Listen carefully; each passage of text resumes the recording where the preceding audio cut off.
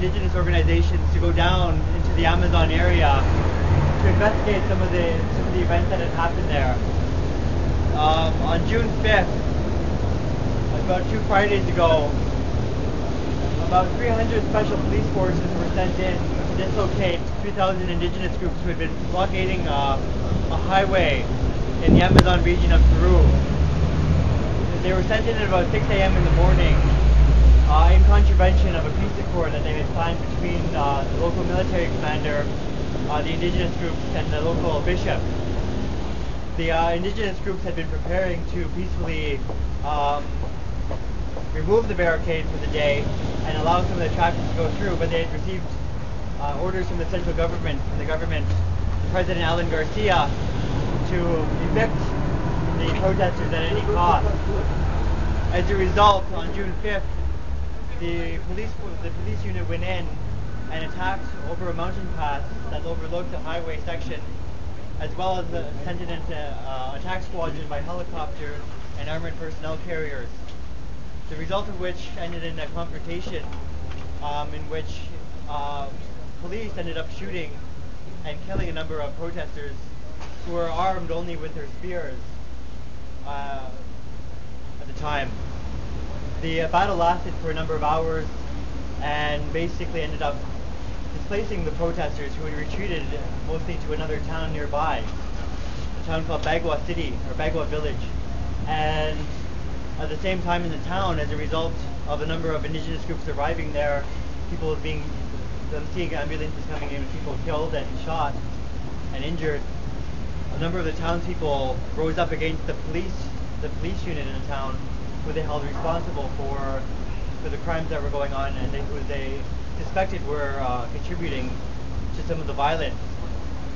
As a result of that town and the massive mobilization in that town in the central square, the police unit also got up on top of their own headquarters and started firing live bullets into the crowd, killing another 4 or 5 protesters in that town and injuring a number of dozen before that crowd was basically disassembled at force. That was all. Those were the events on June 5th. Since then, the Peruvian government has imposed a military curfew on the Amazon region of Peru, and has also gone after with criminal charges a number of events, calling the indigenous movements terrorist movements, saying that they're second-class citizens in a number of ways, alluding that they aren't really Peruvian citizens, that they're operating in conjunction with foreign corporations, foreign companies, foreign countries, in an effort to destabilize the country destabilize Peru, and as a result have charged a number of their leadership with sedition, with treason charges against the state of Peru. They've also been calling the grassroots mobilization something of trickery, that the indigenous leaders have been criminal masterminds and have tricked the tens of thousands of indigenous communities into participating in the protests in a manner to misrepresent the indigenous claims and misrepresent what they're doing.